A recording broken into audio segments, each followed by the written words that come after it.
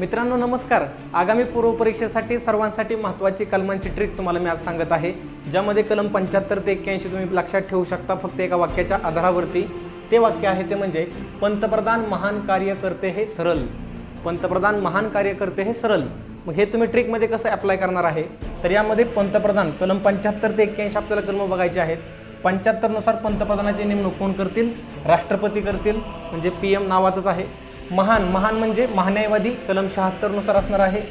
कार्य 77 नुसार भारत सरकारचं कामकाजाबद्दल कलम 77 मध्ये तरतूद आहे।